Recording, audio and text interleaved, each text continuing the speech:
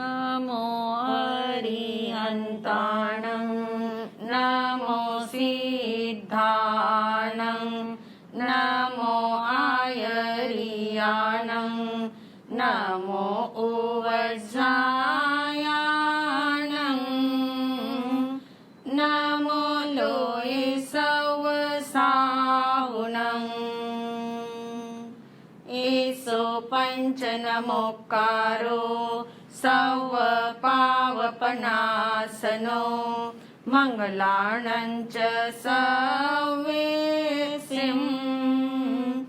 पदमं हवै मंगलं मंगलानं च सवेसिं पदमं हवै मंगलम्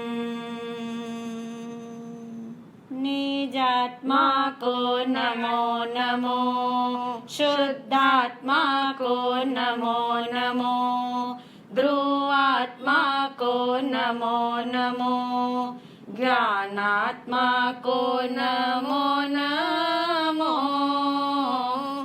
सहजात्मा को नमो नमो ज्ञानात्मा को नमो नमो सहजात्मा को नमो नमो आत्मा ही देव है आत्मा ही गुरु है आत्मा ही परम धर्म है आत्मा ही परिपूर्ण है आत्मा ही परम धर्म है आत्मा ही परिपूर्ण है मैं हूँ आत्मा शुद्ध आत्मा को नमन मैं हूँ आत्मा शुद्ध आत्मा की शरण। अनंत काल के बाद ये अवसर आया अपने को जानने का। मैं शुद्ध आत्मा हूँ ऐसा मानने का एवं निज स्वरूप को पहचानने का। इसलिए आत्मा की अनुभूति हेतु आज तक जिस निजात्मा की शरण ग्रहण नहीं की उस निजात्मा की शुद्ध आत्मा की ध्रुव आत्मा की शरण ग्रहण करेंगे। शरणं शरणं शुद्धात्मा शरणं शरणं शरणं शुद्धात्मा शरणं।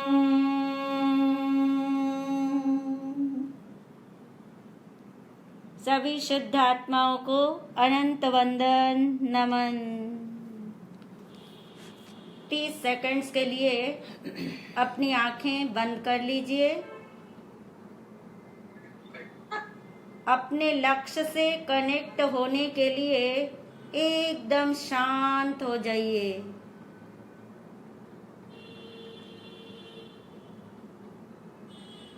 अपने लक्ष्य को भीतर में दोहराएं।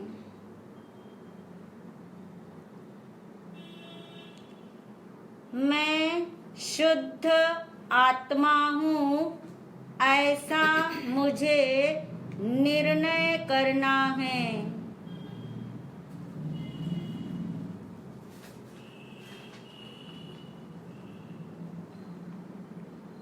मैं शुद्ध आत्मा हूँ ऐसा मुझे निश्चय करना है।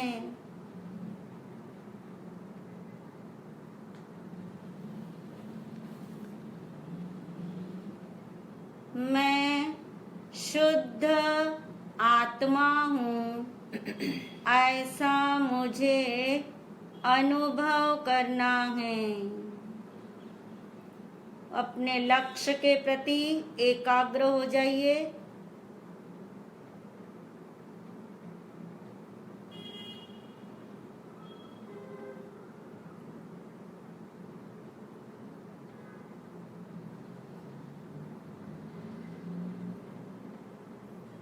आंखें खोल सकते हैं।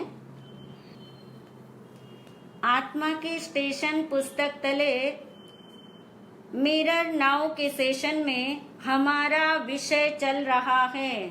विषय से कनेक्टिविटी लेनी है। हमारा जो सब्जेक्ट चल रहा है उसके साथ अपना उपयोग जोड़ने के लिए याद करिए नरक का स्टेशन, और एक नारकी को भी सम्यक दर्शन हो जाता है, आत्म दर्शन हो जाता है। किसके आधार पे होता है, कैसे होता है, उसके तले हमारी चर्चा चल रही थी। पिछले सेशन में हमने जाना कि एक नारकी जीव इतनी प्रतिकूलता के अंदर भी विपाक अनुप्रेक्षा तक पहुंचता है। विपाक यानी कर्म फल, अनुप्रेक्षा यानी चिंतन।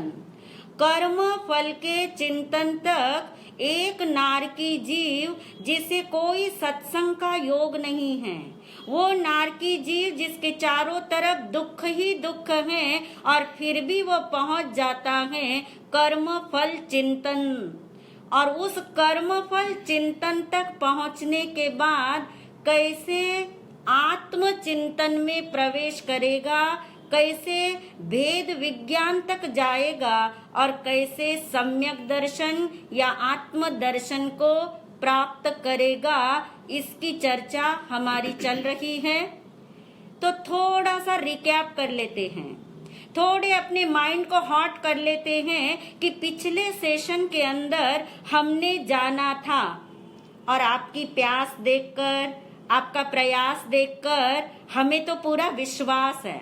विश्वास है कि जो सुना जा रहा है, समझा जा रहा है, उसको प्रयोग द्वारा सबकी बात कर रहे, सबने इतना तो पक्का कर लिया होगा।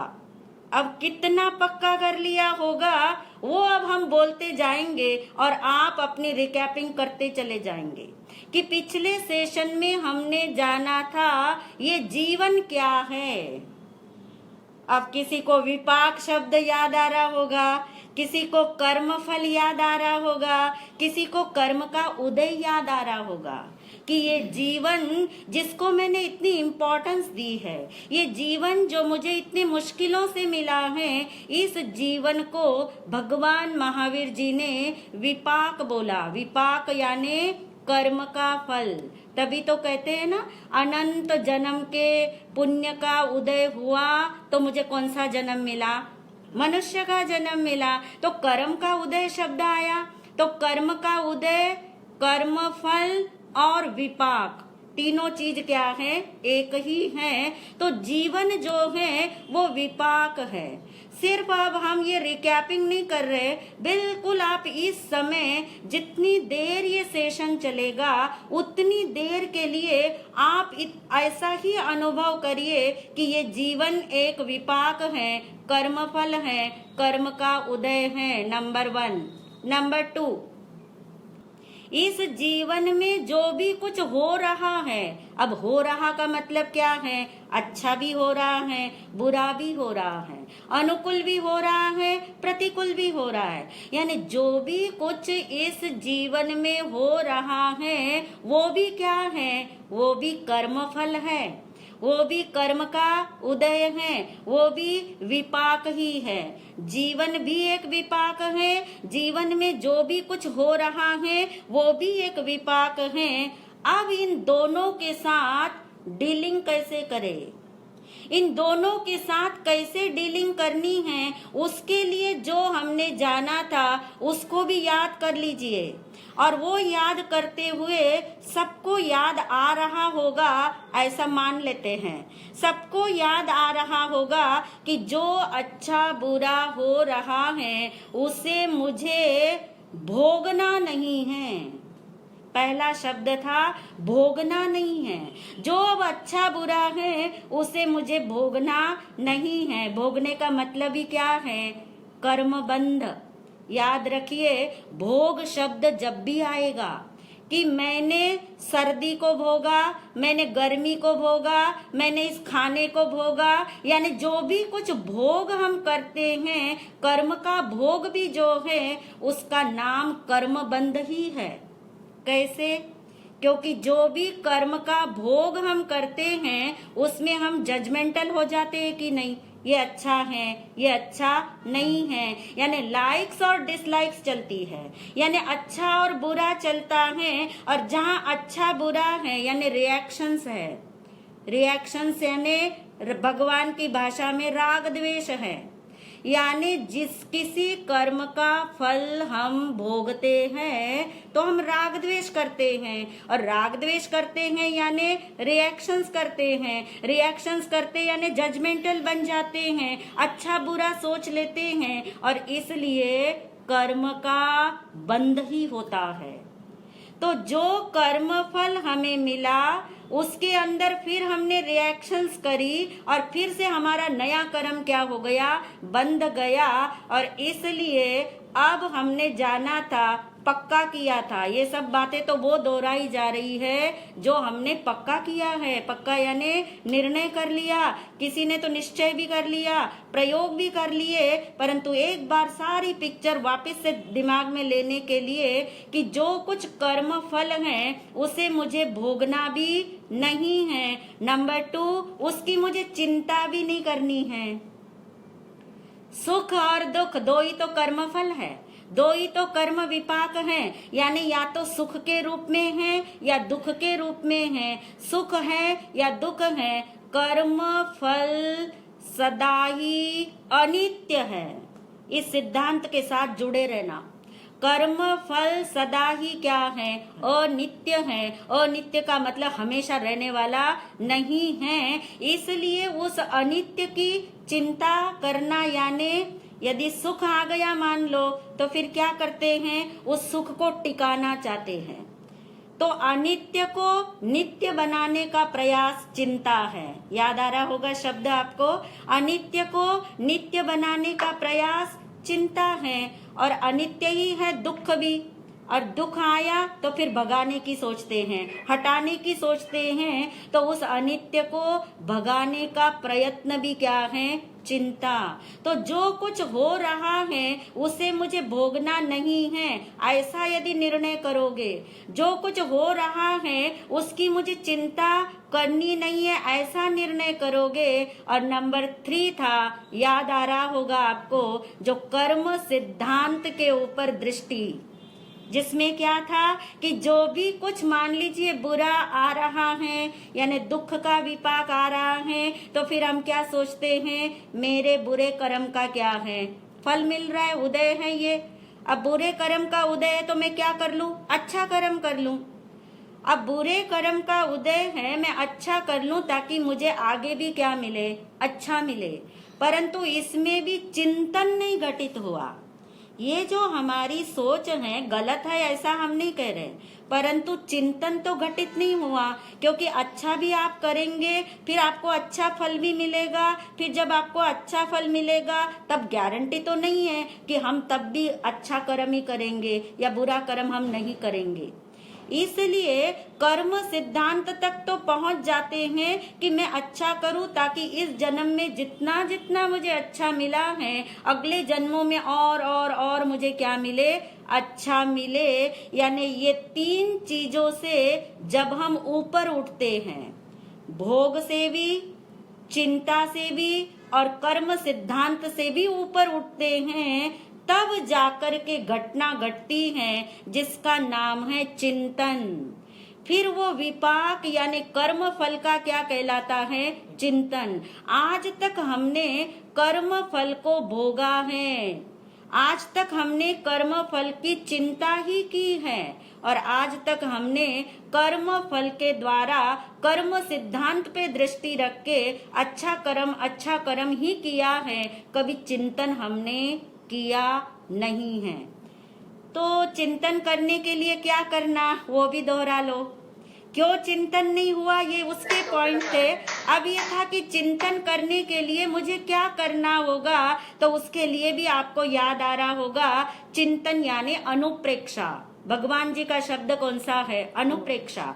चिंतन यानी अनुप्रेक्षा करना, और अनुप्रेक्षा की तरफ आना है तो क्या करना होगा, तो उसके लिए ही हमने नारकी के जीवन का सैंपल सामने रखा है। चिंतन शब्द की तरफ आने के लिए पहले इन तीन में से अपने आप को हटाना पड़ेगा। भोगना नहीं, चिंता नहीं, कर्म सिद्धांत पर दृष्टि नहीं, तब जाकर के कहाँ आ गए, चिंतन की तरफ आ गए। और उसमें हमने सैंपल ले लिया नारकी के जीव का, और चिंतन के सूत्र को वर्कआउट किया। अब चिंतन के सूत्र तो सबको याद होंगे, शायद मैं नहीं भी बोलूंगी तब भी सबकी गर्दन हिल रही है, किसी के होठ हिल रहे हैं। इसका मतलब उन्हें याद ही आ रखे होंगे कि कर्म चिंतन के लिए, कर्म फल का चिंतन करने के लिए कौन से सूत्र थे। फिर से एक बार हम उसको हॉट कर लेते अंदर में।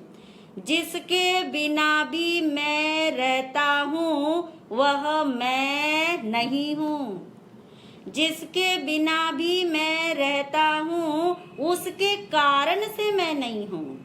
और जब इन दो चीजों पे आपने बहुत प्रयोग किए होंगे, जरूर इसका प्रभाव आपके जीवन में रहा होगा, और तब आपका चिंतन घटित हुआ होगा कि जिसके बिना भी मैं रहता हूँ। आपने शरीर को लिया हो, आपने दुख को लिया हो, आपने किसी भी कर्म फल को लिया हो, सुख को लिया हो, तो उसके बिना भी आप रहते हो, यानी उसके पहले भी हम थे, अब भी हम हैं, बाद में भी हम रहने वाले हैं। यानी इस तरह का चिंतन सूत्र यदि जिन्होंने प्रयोग किया होगा उन्हें बहुत इसका निर्णय हुआ होगा।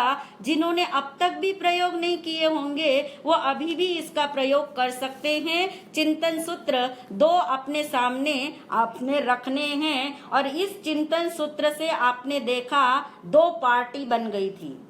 पिछली बार हमारा यहाँ तक का चिंतन हुआ था, दो पार्टी बन गई। एक पार्टी के अंदर था जो सब कुछ हो रहा है, यानी जो मैं नहीं हूँ, ये मैं नहीं, ये मैं नहीं, उसको हमने एक कॉलम में डाल दिया था। और एक कॉलम में सिर्फ कौन थे, हम यानी मैं यानी आत्मा।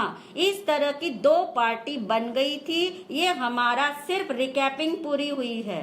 अब मुझे तो विश्वास है कि आपको समझ आ रहा है, आपने प्रयोग किया है, परंतु मुझे ऐसा लग रहा है कि निधि महाराज जी को अभी पूरा विश्वास नहीं आ रहा है। I think so. इसलिए अब वो आपको कुछ चेक पॉइंट देंगे और उस चेक पॉइंट से उनको तसल्ली हो जाएगी। मुझे तो तसल्ली पूरी है, उन्हें तसल्ली हो जाएगी कि आपको क्या समझ आया चिंतन के बारे में, आपको क्या समझ आया चिंता के बारे में। और मैंने आपकी बहुत हेल्प की है, मैंने इसलिए सारी रिकैपिंग कर दी ताकि कोई भी इस समझ के अंदर फेल होने वाला नहीं है। और इसलिए उस चेक पॉइंट के साथ आप देखेंगे सम्यक चिंतन क्या होता है, मिथ्या चिंतन क्या होता है, चिंता क्या होती है, और यदि मेरा चिंतन मिथ्या है तो सम्यक क्या है, कर्म पर दृष्टि क्या है। ये सारी चीजें सिर्फ महाराज जी आपको चेक पॉइंट के लिए 4 ही बात बताएंगे, 4 पॉइंट देंगे, कुछ मैच कराएंगे। और इसलिए आप बहुत गहराई से उसके साथ जुड़े रहना, तभी हम आगे की चर्चा प्रारंभ करेंगे। जो अभी तक आपने रिकैपिंग से और अभी तक के सेशन से जो कुछ जाना, उसको अब हमने केवल मात्र 4 शब्दों के अंदर इवैल्यूएट कर लिया है। 4 शब्द, और उस 4 शब्दों के साथ आपके सामने दूसरे कॉलम में, कॉलम नंबर बी में आप देखेंगे कुछ स्टेटमेंट्स लिखी होगी। कुछ ऐसी स्टेटमेंट्स लिखी होगी, आपने मैचिंग करनी है। मैचिंग इसलिए करनी है ताकि आप जांच सके कि मेरा मिथ्या चिंतन, मेरा सम्यक चिंतन, मैं कर्म सिद्धांत पर दृष्टि जब करता हूँ तब क्या सोचता हूँ? जब मेरी दृष्टि कर्म सिद्धांत पर होती है तब हम क्या सोचते हैं? सम्यक चिंतन हो तो क्या सोचते हैं? कभी कभी इतनी चिंताएं होती है तब हम क्या सोचते हैं? तो जस्ट आपने क्या करना है, कॉलम ए और बी के अंदर केवल मैच बिठाना है। मैच बिठाने का अभिप्राय ये है ताकि हमें अपनी वेरिफिकेशन हो जाए। मैं जो सोचती हूँ, मैं जो मानती हूँ, या मैंने जितना समझा है वो राइट है या नहीं है, वो कहाँ पे जा रहा है, उसके बाद क्या कर सकते हैं, अब अपनी चेकिंग कर सकते हैं। और इसलिए ज्ञानियों ने बहुत सुंदर शब्द बताया है, परिणामों की चेकिंग करना बहुत बड़ी साधना है। अपने भावों की चेकिंग करना ये बहुत उत्तम साधना है। इसी से पात्रता तैयार होती है सम्यक दर्शन के लिए। जब तक हम अपने भावों की चेकिंग नहीं करेंगे तब तक पात्रता तैयार नहीं होती। और चेकिंग जो करेंगे तो उससे ये होता है हमारा चिंतन करना प्रारंभ होता है। वरना तो चिंताएं तो इतनी आज तक कर चुके, लेकिन कभी भी हमने चिंतन नहीं किया। इसका कारण ये रहा कि हमने अपने परिणामों की चेकिंग नहीं की। तो आज चले कॉलम ए और बी और उसके बीच में मैच करना है। कॉलम ए में 4 शब्द हैं। पहला शब्द है मिथ्या चिंतन, पहला शब्द है मिथ्या चिंतन, दूसरा शब्द है सम्यक चिंतन, तीसरा शब्द है कर्म सिद्धांत पर दृष्टि, और चौथा शब्द है कॉलम ए का चिंता। अब आप देखिए, अब इन चारों शब्दों से आप भली भांति इसके मीनिंग से, इसकी व्याख्या से आप परिचित हो गए हैं। अब आपको कोई मुश्किल नहीं है। कॉलम बी के अंदर जो जो स्टेटमेंट लिखी हुई है उसमें मैच बिठाना है।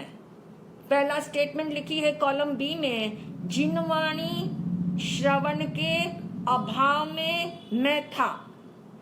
अर्थात इसका मीनिंग ये निकला कि जब मेरे को जिनवाणी सुनने का योग नहीं मिला तब भी मैं था, जिनवाणी सुनने का योग मिला तब भी मैं था, और नहीं मिला तब भी मैं था। इस स्टेटमेंट का ये अर्थ है। नंबर 2 की स्टेटमेंट, मैं सबको साता पहुंचाऊं ताकि असाता न मिले।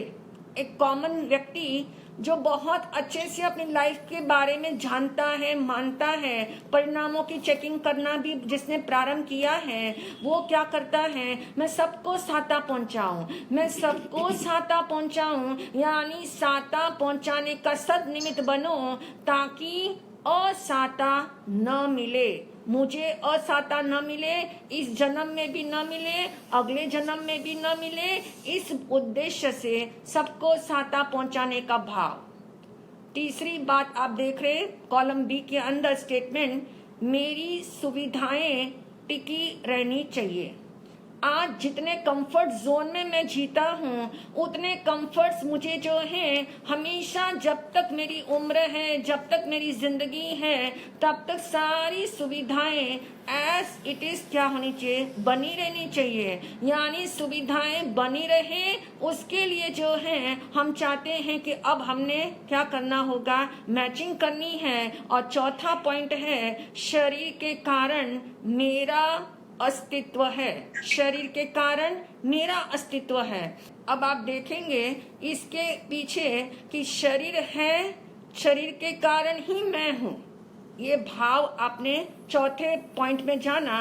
अब आपने मैचिंग करनी है। कॉलम ए को बी के साथ मैच करना है। 30 सेकंड्स के लिए आपको सोचने का अवसर दिया जाता है।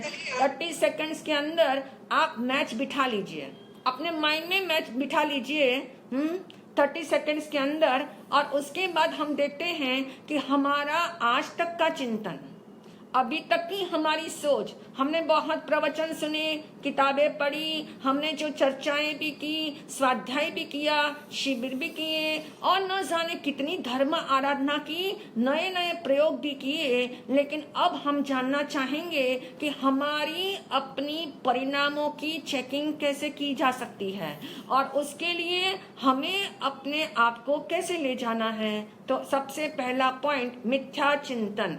इस मिथ्या चिंतन को आपने कौन से बी वाले कॉलम के साथ जोड़ा है?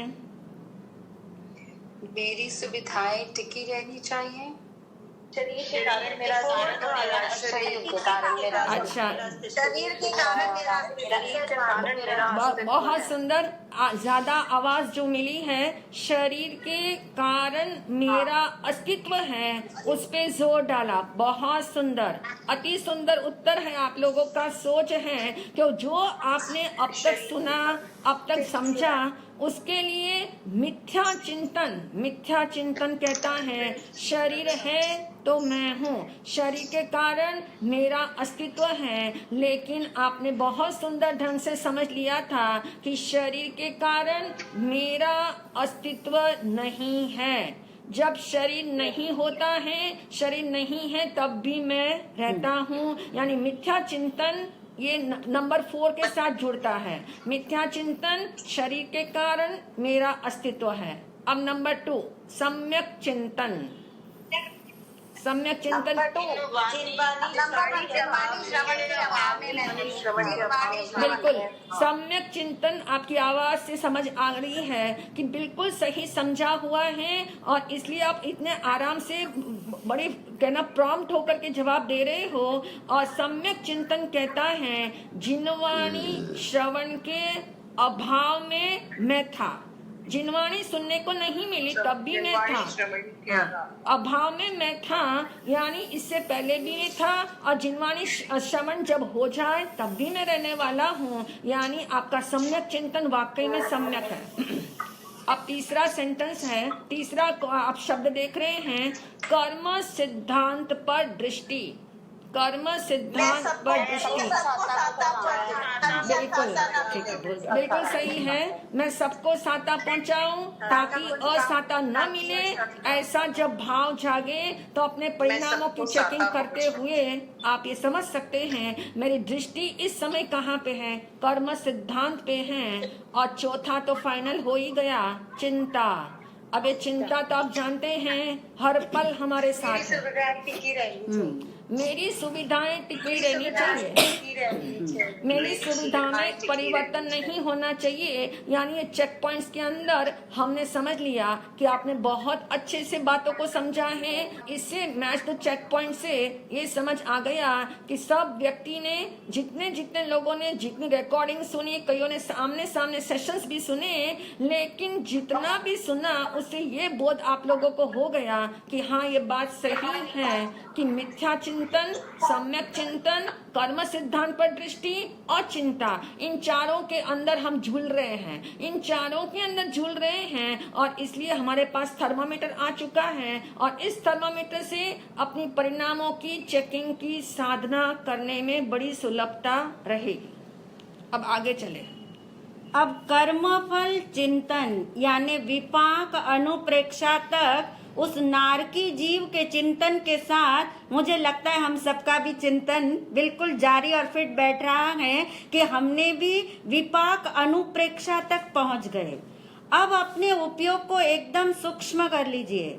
जितनी गहरी बात अभी तक आपने सुनी है उससे 1.1 डिग्री और गहरा ले जाना है, और जितनी गहराई में जाना हो उतना अटेंशन बहुत जरूरी है। फिर आपको समझ आ जाएगा, और नहीं भी समझ आएगा तो दोबारा से समझ आ जाएगा, परंतु अपना पूरा अटेंशन लेके चलिए, क्योंकि अब आपको चिंतन का समझ आ गया, चिंता की बात समझ आ गई, भोगना क्या होता ये समझ आ गया, कर्म सिद्धांत पर दृष्टि समझ आ गई। अब हम चलते 2 पार्टी।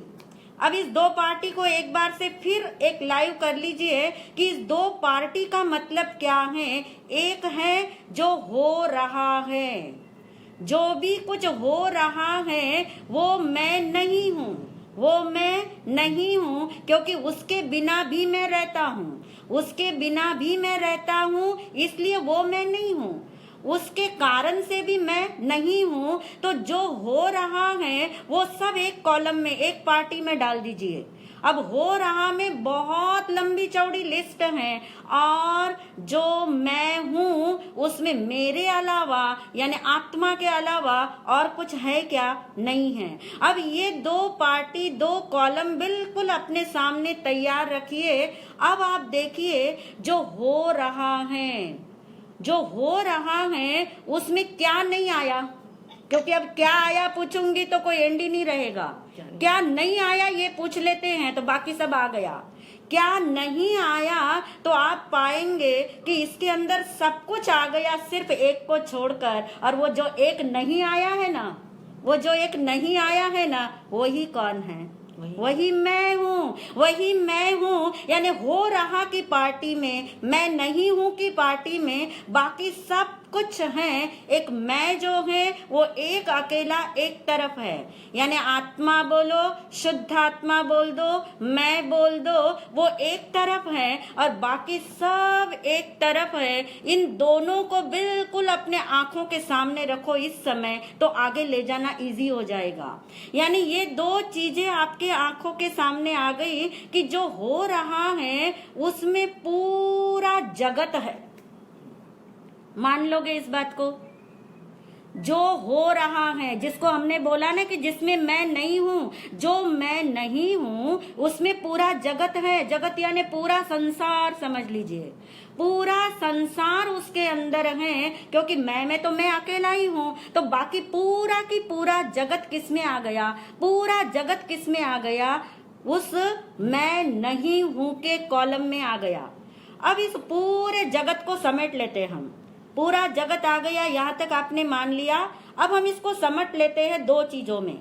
पूरे जगत को हम दो जगत बना देते हैं। एक है देह जगत, देह यानी शरीर, एक है शरीर का जगत और एक है कर्म फल का जगत। अब कर्म फल बोलेंगे तो कर्म उसमें आ ही गए। एक है कर्म फल का जगत, कर्म जिससे बंधते हैं वो भी आ जाएगा, कर्म क्या है वो भी आ जाएगा, कर्म फल क्या है वो भी आ जाएगा, कर्म फल कैसे आप भोगते वो सब आ जाएगा। तो एक है देह जगत और एक है कर्म फल का जगत। अब आप देखो शरीर बोलते कितनी पिक्चर आनी चाहिए सामने। अब जैसे हमने देह जगत बोला कि मैं शरीर नहीं हूँ, ऐसा यदि हमने बोला तो क्या क्या इसके अंदर इंक्लूड है? मन, शरीर के साथ ही कौन है? मन, और उसी के साथ कौन है? वचन, उसी के साथ कौन है? इंद्रियां, उसी के साथ कौन है? बुद्धि, और उसी के साथ है नाम। अब हम शरीर बोलेंगे और आप 5 चीजें समझ जाओगे कि यदि हमने बोला मैं शरीर नहीं हूँ, इसका मतलब मैं मन भी नहीं हूँ, मैं वचन भी नहीं हूँ, मैं बुद्धि भी नहीं हूँ, मैं इंद्रियां भी नहीं हूँ और मैं नाम भी नहीं हूँ। शरीर जगत ये इतना ही है। जैसे मैं नहीं हूँ में शरीर जगत के अंदर पूरा आधा जगत सिमट गया। अब जो बचा है वो पूरा संसार जो मैं नहीं हूँ का वो कर्मफल जगत में डाल दीजिए, और इधर की पार्टी में सिर्फ कौन है? मैं हूँ। अब मैं, और जो एक कॉलम है मैं का, एक कॉलम है मैं नहीं हूँ का। मैं नहीं हूँ यानी वो पूरा जगत यानी देह जगत, पूरा जगत यानी कर्मफल जगत, और एक तरफ कौन आ गया? सिर्फ मैं आ गया। अब इससे क्या होगा? इतना समझ आ गया। अब हम देखिए इससे होगा क्या। ये जो पार्टी हमने बना रहे हैं, ये जो मैं नहीं हूँ का कॉलम बना दिया, ये मैं का कॉलम बना दिया, बारंबार ये बोल रहे मैं शरीर नहीं यानी मैं इतनी चीजें नहीं हूँ, मैं ये कर्मफल भी नहीं हूँ। ऐसा जो मैं ये नहीं हूँ, मैं ये नहीं हूँ, मैं ये नहीं हूँ, ऐसा बोलने से वहां से फोकस हटता जाएगा। जब आपको पता लगे कि वो घर मेरा नहीं है, जहां आप रह रहे हो ना, सिर्फ वो ही घर आपका है, और दूसरा घर जो आपका नहीं है, पहले था मान लो, और अभी आपने किसी को दे दिया तब भी आपका नहीं है, और पहले से भी आपका नहीं है। तो जो घर आपका नहीं है, जो घर आपका नहीं है, ये रिमाइंडर आते ही आपका अधिकार वहां से हटेगा कि नहीं हटेगा, फोकस हट जाएगा वहां से, उसमें आपको कोई रस नहीं आएगा। तो ये जो नहीं हूं ये भी बहुत काम करता है कहाँ आने के लिए, मैं की तरफ आने के लिए। जैसे याद आया कि मैं शरीर नहीं हूं, जैसे याद आया मैं नाम नहीं हूं, आप कभी प्रयोग करके देखना, कितने सारे विकल्प हट जाएंगे, कितने सारे विकल्प हट जाएंगे। फिर शरीर को देखोगे दर्पण में तो लगेगा अरे थोड़ा बुढ़ापा आ रहा है, पर ये तो मैं हूं ही नहीं, तो विकल्प हट गया, विकल्प हट गया। ऐसे कई सारी चीजें, किसी ने आपके बारे में बुरा बोला, अरे मेरे नाम की तो चर्चा की, नाम तो मैं हूं ही नहीं। कभी बुद्धि हमारी कम होने लगी, याद नहीं रहता, और तब हम नर्वस हो जाते, अरे उसको तो इतना याद रहा, उसने महाराज जी के चारों प्रश्न का जवाब दिया और मैंने तो एक भी प्रश्न का नहीं दिया, तो कोई बात नहीं, मैं तो बुद्धि हूं ही नहीं, मैं तो कौन हूं, मैं बुद्धि से न्यारा हूं, मैं बुद्धि नहीं हूं। देखो सिर्फ शब्दों से भी कितना रिलैक्स लगता है, कितना निर्भर लगता है। और जब वाकई में अनुभव में आ जाएगा, वाकई में मानने में आ जाएगा, तब तो क्या होगा, वही तो सिद्धों का सुख है, वही तो अनंत सुख है, उसी का ही तो सैंपल हम चख रहे हैं। तो मैं और मैं नहीं हूं, इससे हमें कितना बड़ा लाभ होगा आगे जाकर के, कि वहां से फोकस हट जाएगा। और एक नियम जान लो, एक बहुत बड़ा नियम है, नियम ये कहता है कि जब आप दूसरों से हटोगे, अब दूसरा यानी जो मैं नहीं हूं वो सब दूसरा ही है ना, जिसे पर कहते हैं, अन्य कहते हैं, अदर्स की पार्टी है।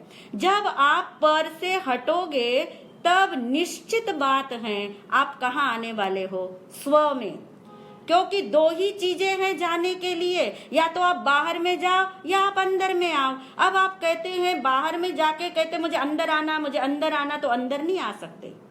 जब आप बाहर में रह के ये मानोगे कि ये जो दिख रहा है वो मैं नहीं हूँ, ये कर्मफल जगत में नहीं हूँ, ये देह जगत में नहीं हूँ, तो थोड़े अधिकार ढीले होंगे, थोड़ा रस टूटेगा, थोड़ा फोकस हटेगा। तो आप किस तरफ आओगे, मैं की तरफ। यानी ये जो दो पार्टी करी, ये जो जगत का स्वरूप समझा, उससे हमें ये लाभ हुआ कि किसकी तरफ आने का विचार जाग रहा है, अपनी तरफ, स्व की तरफ आने का विचार जाग रहा है। यानी अभी तक जो शक्ति दूसरे को मिलती थी, अब वो शक्ति कहाँ लौट रही है, अपनी तरफ। अभी तक जो कुछ उपयोग कहते दूसरे में जा रहा था, फिर वो उपयोग कहाँ शुरू हो गया, अपनी तरफ।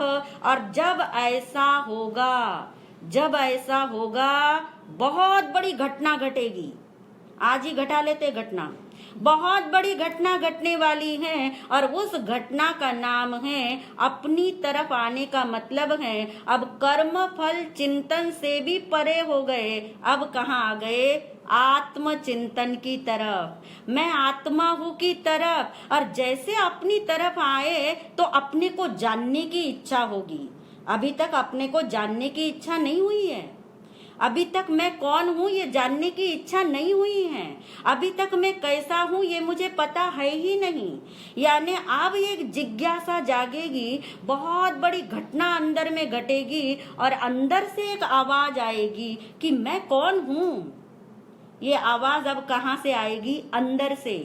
अभी तक बहुत बार आपने मैं कौन हूँ बोला है, अभी तक बहुत बार आपने कोहम कोहम के नारे लगाए हैं, अभी तक बहुत बार आपने हूँ कौन छू बोला है, परंतु वो आवाज शब्द की आवाज थी, वो आवाज क्रिया की आवाज थी, वो आवाज सिर्फ विचारों की आवाज थी। कि आप कहीं चले गए साधना के अंदर, वहां आपको बोला कि पूछो अपने से मैं कौन हूँ, मैं कौन हूँ, और आपने पूछ लिया, पर आज तक उत्तर आया क्या, नहीं आया। क्योंकि ये प्रश्न ही अभी पूछा नहीं गया, ये प्रश्न ही अभी अंदर से नहीं आया। अंदर से जिस दिन प्रश्न आएगा, बाहर से फोकस हटेगा, अपनी तरफ आओगे, तब एक अंदर से आवाज आती, जिसे आप कहते मेरे अंदर की आवाज आई। ये अंदर की आवाज क्या है, जिसको भगवान ने अंतर जिज्ञासा बोला है। और जो आचारांग सूत्र है, उस आचारांग सूत्र का प्रारंभ ही यहाँ से किया है। अंतर जिज्ञासा, अंदर से एक आवाज उठे, अंदर से एक तलब उठे, अंदर से एक जिज्ञासा जागे, को हम, मैं कौन हूँ, मैं कौन हूँ, मैं कैसा हूँ, यानी मेरा स्वरूप क्या है। तब हम किसकी तरफ जाते हैं? आत्म चिंतन की तरफ। अब वो नारकी जीव, सैंपल अपने सामने ले आइए कि जो नारकी जीव निमित्त से हटा था, कर्मफल चिंतन तक पहुंचा था, और अब उसकी भी दो पार्टी हो गई। उसने भी स्वरूप का, अपना निज का बल लिया, अपनी तरफ आता चला गया, और तब जाकर के आत्मचिंतन या स्वरूप का चिंतन घटित होता है। आत्मचिंतन, स्वरूप चिंतन एक ही बात है। अपना स्वरूप क्या है, और ये याद रखिए, अनंत अनंत जन्मों के बाद, बहुत ध्यान से लाइन सुनना, अनंत अनंत जन्मों के बाद एक जन्म ऐसा आता है जब अंतर जिज्ञासा से ये उठता है कि मैं कौन हूँ। जब मैं ये भी नहीं, ये भी नहीं, ये भी नहीं, तो फिर मैं कौन हूँ? ये जब अंतर जिज्ञासा अनंत जन्मों के बाद एक जन्म मिलता है, तब ऐसी जिज्ञासा जागती है, अपने को पहचानने की जिज्ञासा, अपने को जानने की जिज्ञासा, अपना स्वरूप पहचानने की जिज्ञासा। वरना अनंत जन्म किस में बीत जाते, याद करो? कर्म भोगने में बीत जाते हैं, चिंता में बीत जाते हैं, या फिर कर्म सिद्धांत पर दृष्टि रख के बीत जाते हैं कि अच्छा करो अच्छा मिलेगा, ये लोग अच्छा रहा, परलोक भी मेरा सुधर जाएगा, अभी अनुकूलता मिली, अगले जन्म में भी मुझे क्या मिल जाए, अनुकूलता मिल जाए। अनंत जन्म ऐसे बीत जाते हैं, और अनंत जन्मों के बाद एक जन्म आता है, तब जाकर के ये अंतर जिज्ञासा जागती है कि मैं कौन हूँ। और वो जिज्ञासा यदि इस जन्म में जागी है, तो समझना ये जन्म अनंत अनंत जन्मों के बाद मिला, जहाँ हमें आत्मा की बात सुनने को मिल रही। अंतर जिज्ञासा कहाँ तक जागे, वो चेकिंग करने के लिए हमें बात मिल रही। तो अब हम देखेंगे कि आत्मचिंतन होता कैसे है। जैसे कर्मफल चिंतन को हमने जाना ना कि कर्मफल चिंतन कैसे होता है, तो अब कितना इजी लगता है आपको।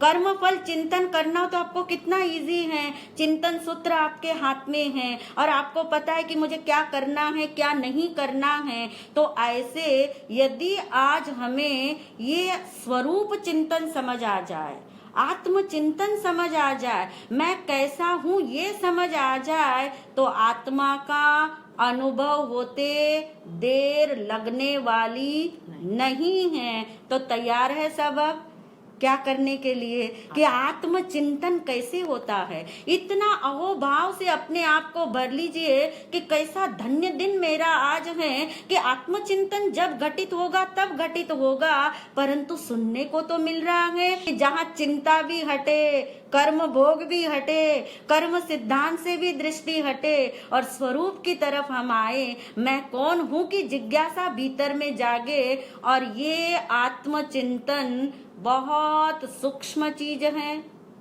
बहुत गहरी चीज है। यदि इसको बुद्धि के द्वारा भी पकड़ना है, तब भी आपको बहुत एकाग्र भी होना पड़ेगा, बहुत अटेंशन देकर के सुनना पड़ेगा, और तब जाकर के एक बार चीज समझ आ जाएगी, फिर सदा के लिए समझ आ जाएगी। तो ये आत्मचिंतन क्या चीज है? जो आत्मचिंतन, याद रखिए, जो स्वरूप चिंतन आज तक हमने नहीं किया, इसीलिए अनंत दुख भोग रहे हैं, इसीलिए ये सारे जन्म मरण हो रहे हैं, इसीलिए ये सारा प्रपंच है। तो ये सब कुछ मिट सकता है सिर्फ इतनी सी चीज से कि आत्मचिंतन घटित हो। पर वो आत्मचिंतन घटित हो, उसके लिए मुझे करना क्या है, कैसे आत्मचिंतन करे, ये आत्मा कैसी है, ये कैसे जाने। स्वरूप का मतलब, जैसे कोई चीज आपको पता लगी, आपको किसी ने कहा कि बहुत सुंदर डायमंड है, तो आपने कहा जरा थोड़ा उसका स्वरूप तो बताना।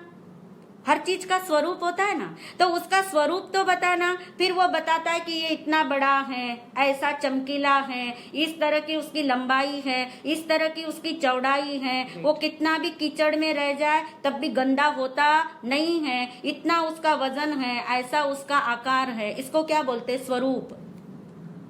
तो आत्मचिंतन करना यानी क्या करना? आत्मा के स्वरूप के बारे में चिंतन करना, आत्मा के स्वरूप के बारे में चिंतन करना कि ये आत्मा क्या चीज है, ये आत्मा कैसा है। हमें पता लगा ये आंखों से दिखता नहीं है, इसका कोई रंग नहीं, इसका कोई गंध नहीं, इसका कोई रस नहीं, इसका कोई स्पर्श नहीं। अब देखो होता क्या है, होता ये है जब हमें पता लगता है ना कि ये आत्मा आंखों से नहीं दिखती, तो फिर लोग क्या करते? आंख बंद करके आत्मा को देखना चाहते। मिलेगी आत्मा? फिर लोग कहते हैं कि आंख बंद करके आत्मा को देखा तो अंधेरा ही दिखा। अब देखिए भ्रम कैसे शुरू होते हैं। आंख बंद करके आत्मा को देखना चाहा, अंधेरा दिखा। एक दिन अंधेरा दिखा, दूसरे दिन अंधेरा दिखा।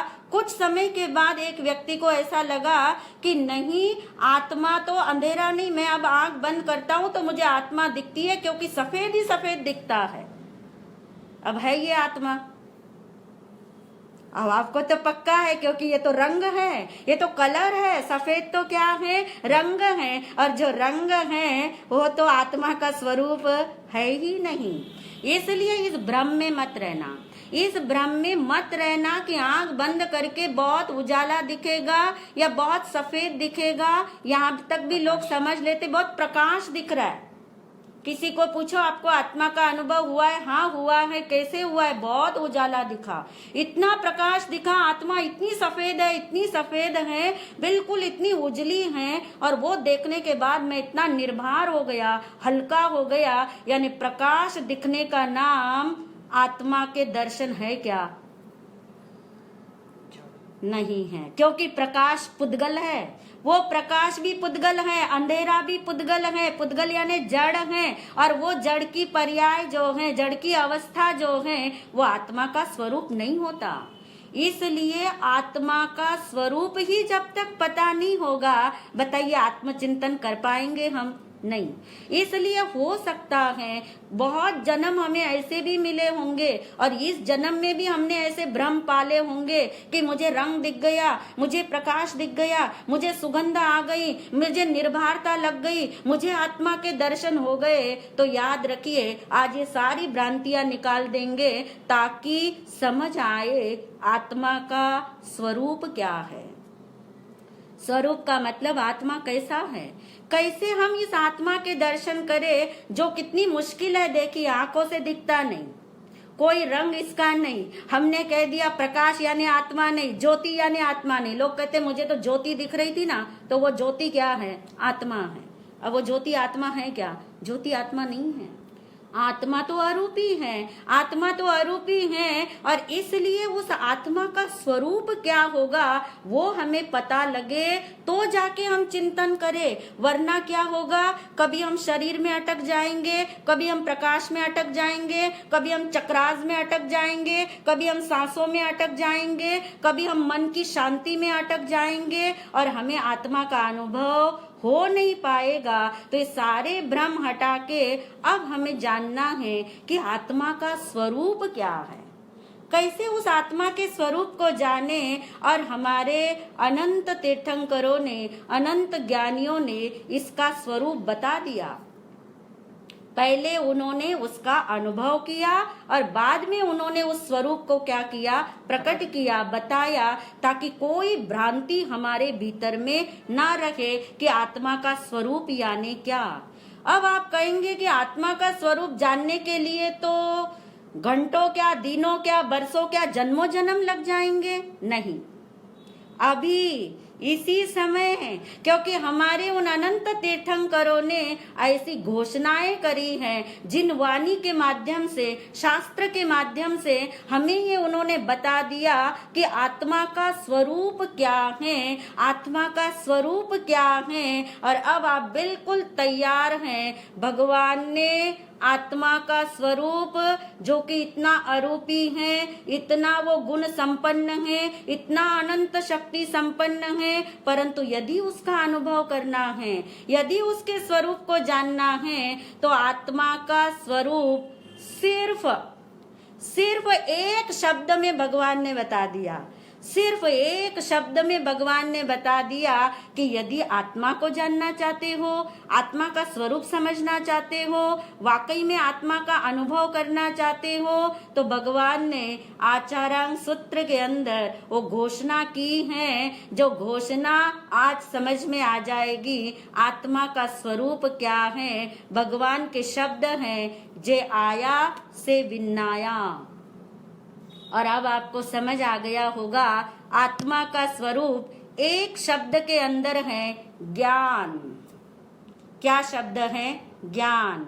अपने अंदर में 2-3 बार दोहरा के देखो, आत्मा का स्वरूप ज्ञान है। 15 सेकंड लो, आंख बंद करो और आत्मा का स्वरूप ज्ञान है, इसको अंदर में लो।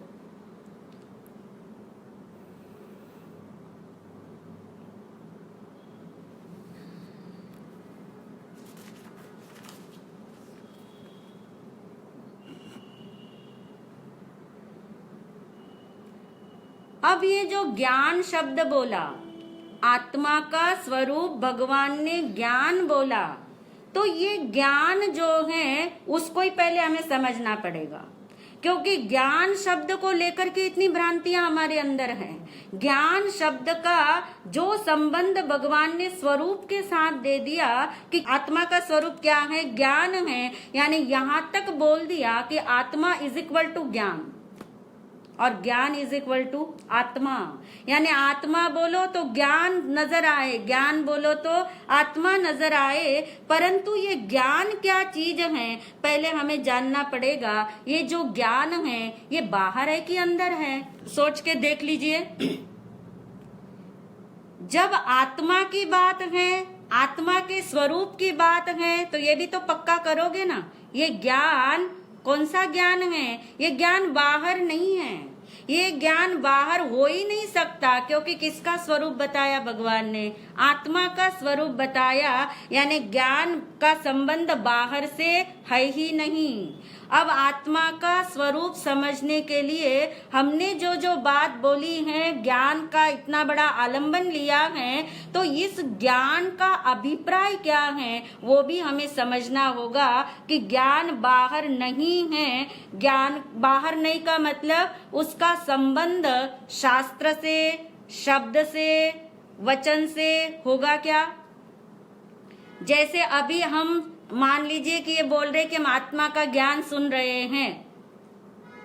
मान लो हमने ये शब्द आपको बोला कि आत्मा की चर्चा कर रहे हैं, आत्मा का स्वरूप का ज्ञान है, तो ये शब्दों से ही हो रहा है ना, ये शब्द से ही हो रहा है। परंतु भगवान ने ज्ञान को स्वरूप बताया, किसका? आत्मा का। इसका मतलब इतना पक्का कर लो कि यहाँ पे का मतलब जो आत्मा का स्वरूप जो ज्ञान बताया उसका संबंध बाहर से नहीं है। नंबर 1, ज्ञान का संबंध शब्द से नहीं है। यदि आप सोचोगे कि मुझे ज्यादा शब्द की जानकारी है, मैं बड़ा धुआंधार बोल सकती हूँ, धारा प्रवाह बोल सकती हूँ, इसलिए मैं ज्ञानी हूँ, तो वो बात गलत है। कोई व्यक्ति जिसको एक शास्त्र भी ना आता हो, एक वाक्य भी बोलना ना आता हो, एक भाषा का भी ज्ञान जिसके पास नहीं हो, तो फिर वो अज्ञानी हो जाएगा और ये ज्ञानी हो जाएगा, ऐसा नहीं है। क्योंकि ज्ञान आत्मा का स्वरूप है, उसका संबंध बाहर से नहीं है, शब्द से नहीं है। चलो शब्द से नहीं होगा, शास्त्र से तो होगा। सोच लो, शास्त्र से है, जिन वाणी से है, जो भगवान ने वाणी बोली है, जो गंधर्वों ने जिसको गुंथा है, आचार्यों ने हम तक पहुंचाया है। आप रोज शास्त्र का स्वाध्याय करते हैं, तो क्या वो शास्त्र ज्ञान है? नहीं महाराज जी। शास्त्र ज्ञान है या नहीं? क्यों नहीं है? ज्ञान भगवान की वाणी है, पर ज्ञान नहीं है, क्योंकि वो भी तो शब्द ही है। वो भी तो शब्द ही है, और शब्द से ज्ञान का संबंध नहीं है, क्योंकि ज्ञान स्वरूप है किसका? आत्मा का। बाहर से नहीं, शब्द से नहीं, शास्त्र से नहीं, कर्म से होगा। हम कहते हैं ना, इसके कर्म का क्षयोपशम देखो कितना अच्छा है कि इसको सारे आगम कंठस्थ है। कर्म के क्षयोपशम को जो ज्ञान बोला जाए वो ज्ञान आत्मा का स्वरूप नहीं है। हम स्वरूप को समझ रहे, आत्मचिंतन करने के लिए समझ रहे। आत्मचिंतन क्यों करना है? क्योंकि आज तक किया नहीं है, अब हो सकता है, क्योंकि अंदर की जिज्ञासा जागी है। तो शब्द ज्ञान नहीं, शास्त्र ज्ञान नहीं, बाहर वाला ज्ञान नहीं, कर्म के क्षयोपशम वाला भी ज्ञान यहाँ पे नहीं है कि किसी का ज्ञानावरण कर्म का क्षयोपशम ज्यादा है इसलिए वो ज्यादा ज्ञानी है, ऐसा यहाँ पे नहीं है। और जिनका कर्म का क्षयोपशम कम है उनके पास कम ज्ञान है, ऐसा भी यहाँ पे बात नहीं है। यानी ज्ञान का संबंध बाहर से है ही नहीं, इसलिए मेमोरी से भी नहीं है। कई बार लोग स्मरण शक्ति से भी ज्ञान का आकलन करते हैं कि इसकी मेमोरी में बहुत ज्यादा स्टोरेज है, बहुत इसको याद रहता है, इसलिए ये ज्ञानी है, ऐसा नहीं है। इसलिए ज्ञान आत्मा का स्वरूप है, ज्ञान आत्मा का गुण है, ज्ञान आत्मा का स्वभाव है। स्वभाव और गुण एक ही चीज है। तो जो आत्मचिंतन करना है, तो नंबर 1 हमें पता लगा कि आत्मा का जो स्वरूप है वो क्या है? ज्ञान है। अब फिर इस ज्ञान का मीनिंग क्या हुआ? इस ज्ञान का मीनिंग क्या होगा? कैसे समझेंगे कि आत्मा का गुण है? ये मानने में आ गया कि आत्मा का गुण क्या है? ज्ञान है। आत्मा का गुण है इसलिए बाहर में वो ज्ञान नहीं हो सकता। तो शब्द ज्ञान नहीं, शास्त्र ज्ञान नहीं, कर्म वाला ज्ञान नहीं, मेमोरी वाला ज्ञान नहीं। तो फिर ये इस ज्ञान का मीनिंग क्या हुआ? फिर अभी तक तो हम यही समझते थे कि ये ज्ञान है, ये ज्ञान है, ये ज्ञान है, पर अब आत्मचिंतन में जा रहे, स्वरूप को समझ रहे, तो जो आत्मा का स्वरूप भगवान ने ज्ञान बताया उसका अर्थ तो हमें पता होना चाहिए कि कैसे उसको हम समझे। तो ज्ञान का जो अर्थ है, इजी अर्थ है, उसका नाम है जानना। ज्ञान यानी क्या हुआ? जानना। ज्ञान यानी जानना। किसको जानना वो भूल जाओ, कितना जानना वो भूल जाओ, क्यों जानना वो भूल जाओ, कब जानना वो भूल जाओ, ये सारे विशेषण निकाल दो। सिर्फ ज्ञान का मतलब क्या है? जानना। जिसमें जानने का कार्य हो रहा है वहाँ ज्ञान है, जहाँ ज्ञान है वहाँ आत्मा है। फिर से चले हम इधर से, आत्मा को मुझे जानना है, आत्मा का चिंतन करना है, तो मुझे ज्ञान का शब्द समझ आया कि ज्ञान आत्मा का स्वरूप है और उसका मीनिंग क्या है? जानना। ज्ञान यानी जानना।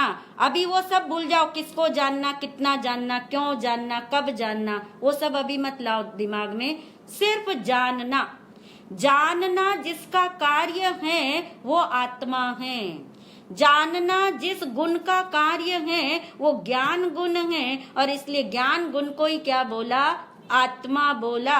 अब आपको जो इतना हमने बात करी, थोड़ा पॉज लगा लेते यहाँ पे, जो अभी बात करी वो आपको कितनी समझ आई और कितनी नहीं समझ आई, उसके लिए निधि महाराज जी फिर से आपको एक चेक पॉइंट दे रहे हैं। और उस चेक पॉइंट में फिर से आप देखोगे 3-4 वाक्य होंगे और 30 सेकंड्स का आपको गैप मिलेगा। कोई भी अपने आप को अनम्यूट करके बोलने की कोशिश मत करना, सिर्फ आप चिंतन करना, और वो चिंतन करके फिर हम जान पाएंगे कि आपको आत्मा का स्वरूप जो ज्ञान है उस बारे में क्या समझ आ रहा है कि नहीं आ रहा है। आपका प्रश्न हम बाद में सुन लेंगे, पहले आप इतना उत्तर दे दोगे तो शायद कईयों के भीतर बहुत सारे प्रश्न भी जागे होंगे ना, वो प्रश्न के भी उत्तर आपको मिल जाएंगे। तो चेक पॉइंट देखिए।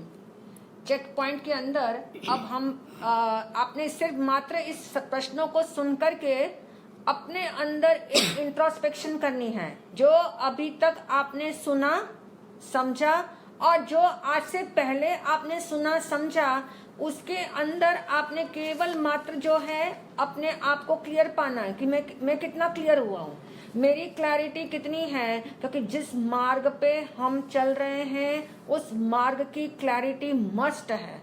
यदि क्लैरिटी नहीं है तो आपका कॉन्फिडेंस हिल जाएगा, आपके अंदर दुविधा पैदा हो जाएगी, आपके भीतर द्वंद्व भी पैदा हो जाएगा। और इसलिए क्लैरिटी करने के लिए ही हमें चेक पॉइंट्स बता रहे हैं, वरना जो है अपनी अनक्लियर डाउट्स में आप रहेंगे और डाउट्स चलते ही रहेंगे तो फिर से आपका बोझा जो है वो वैसा ही साथ चलेगा जैसा अब तक चला था। और इसलिए चेक पॉइंट के अंदर केवल 3 प्रश्न है, केवल 3 प्रश्न है। चेक पॉइंट नंबर 1, क्या आपके पास आंखें हैं इसलिए आप जान रहे हो? क्या आपके पास आंखें हैं इसलिए आप जान रहे हो? अपने से सवाल करिए। अपने से सवाल करने पे आपको पता लग जाएगा कि क्या मेरे पास आंख है इसलिए मैं जानती हूँ, इसलिए मैं जानता हूँ। ये सवाल। क्वेश्चन नंबर 2, क्या बिना मन के भी जानना संभव है? क्या बिना मन के भी जानना संभव है?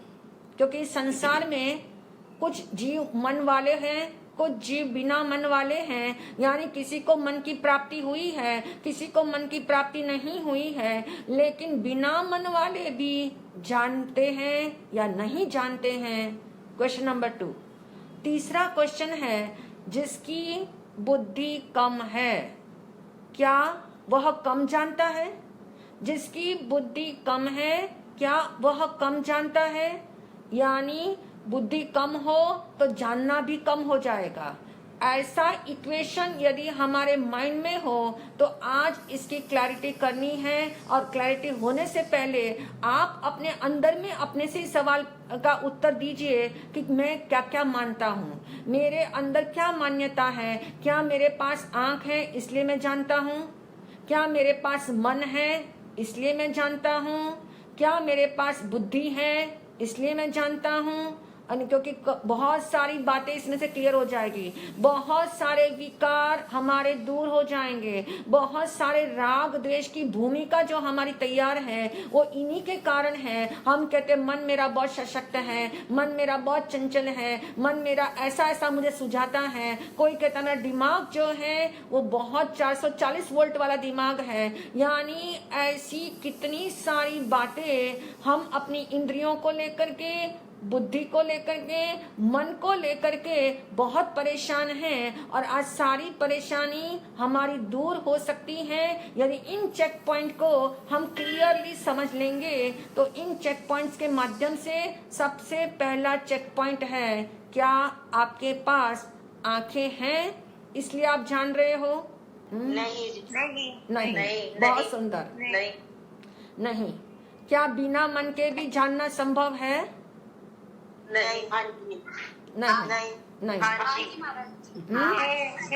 हाँ, हमें लग ही रहा था कि हाँ कि यहाँ पे थोड़ी गड़बड़ हो सकती है क्लैरिटी में, क्योंकि आंखों के बिना तो जानने का संभव है ऐसा लगेगा, लेकिन बिना मन के भी जानना संभव है, इसमें गड़बड़ हो सकती है। चलिए हाँ, चलिए अब तीसरा प्रश्न है, बुद्धि कम है इसलिए जानना कम है मेरा? नहीं।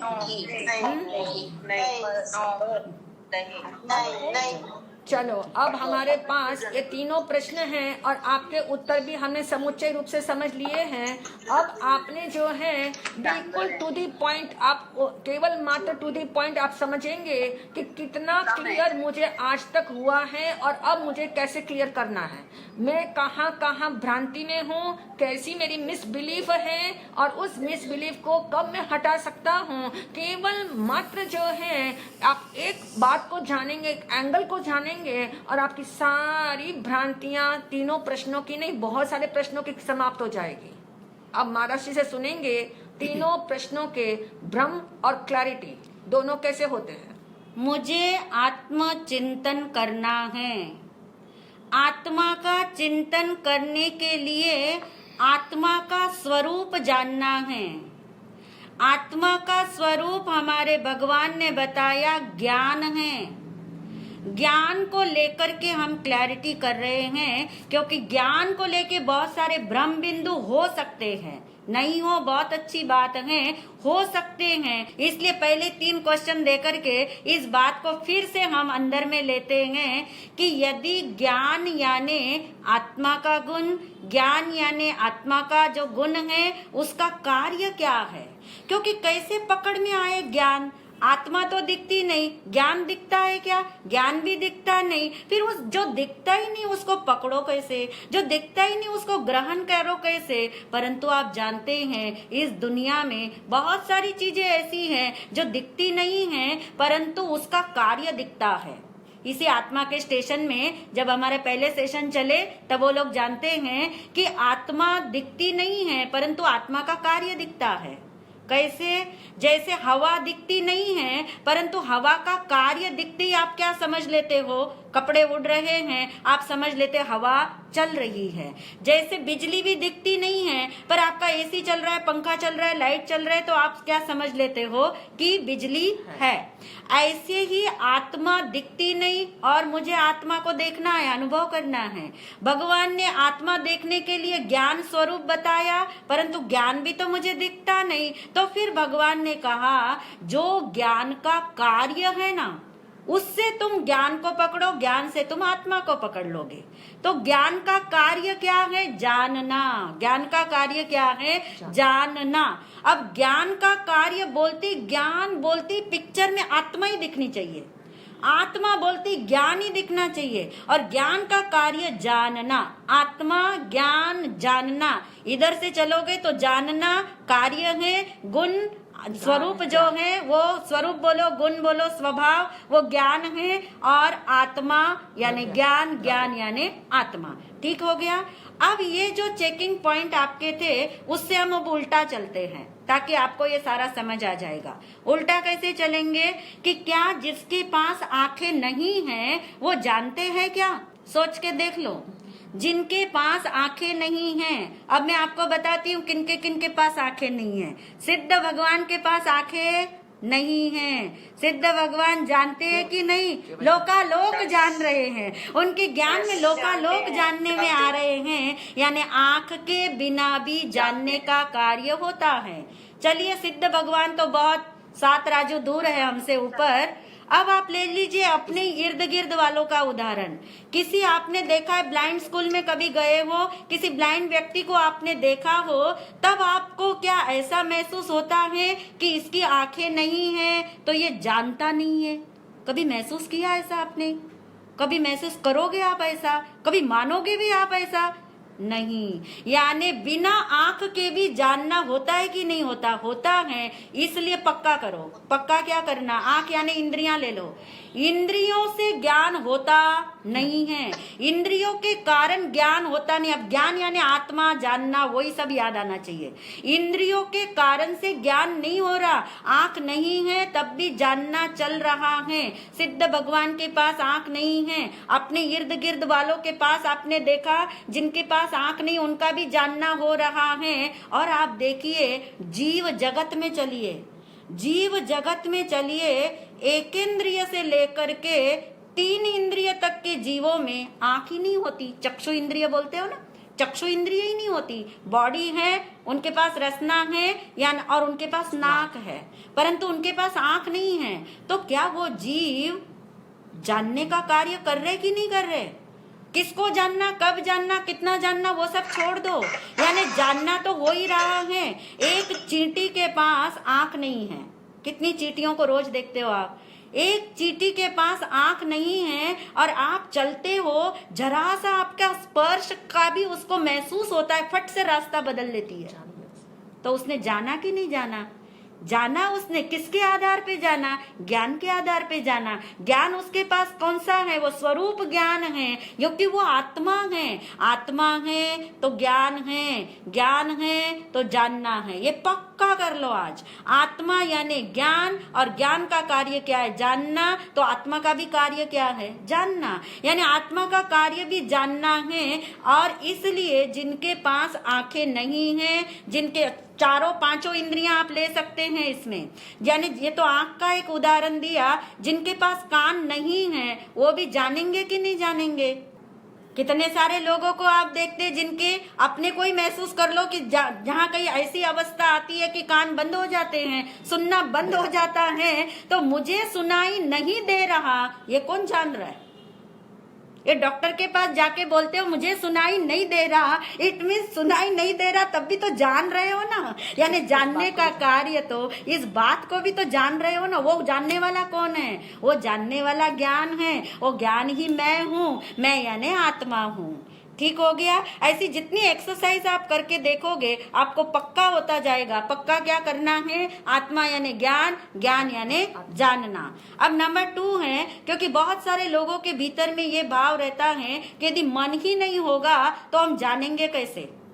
हो सकता है अभी कितनों के मन में ये क्वेश्चन आ रहा होगा अंदर में कि आप इतनी आत्मा की बात बता रहे हो, यदि हमारे मन का कंसंट्रेशन ही नहीं होगा, हमारा मन ही नहीं होगा, तो हम कैसे जानते? तो अब ये क्वेश्चन आया ही वहां है जब ज्ञान का स्वरूप ही नहीं समझ में आया हमें, इसलिए ये क्वेश्चन आया। अब इसे रिवर्स में चलो, जिनके पास मन नहीं है उनका जानने का कार्य होता है या नहीं होता? सिद्ध भगवान के पास मन है क्या? नहीं है ना। वहाँ शरीर नहीं, वहाँ मन नहीं, वहाँ वचन नहीं, यानी वहां पे तीनों योग नहीं है, फिर भी सिद्ध भगवान एक ही तो कार्य करते हैं, जानना जानना ही तो हो रहा है। यानी बिना मन के भी जाना जाता है। जीव जगत में देखो, एकेंद्रिय से लेकर चौरेंद्रिय तक के जीवों को मन होता ही नहीं है, उन्हें असंगी ही बोलते हैं। 5 इंद्रियां मिलने के बाद भी मन सबको मिले कोई जरूरी नहीं है, और इसलिए बिना मन के भी जानने का कार्य होता है। इसलिए पक्का करो कि मेरे पास मन है इसलिए मैं जान रहा हूँ, ऐसा नहीं है। मैं आत्मा हूँ इसलिए ये जानने का कार्य हो रहा है। पक्का क्या करना है? जोर कहाँ देना है वहां जाना, चाहे जितने मर्जी लॉजिक्स लगा लेना, परंतु एंड में आपको पक्का ये आएगा, निर्णय ये होगा कि मैं आत्मा, आत्मा यानी ज्ञान, ज्ञान यानी जानना। आज तो बस ये 3 शब्द के अलावा कुछ भी सपने में भी नहीं आने वाला, नींद में भी नहीं आने वाला, यही धारा रहे। तीसरा वाक्य था, क्योंकि बुद्धि पे भी लोग जोर देते हैं कि जिसकी बुद्धि कम है।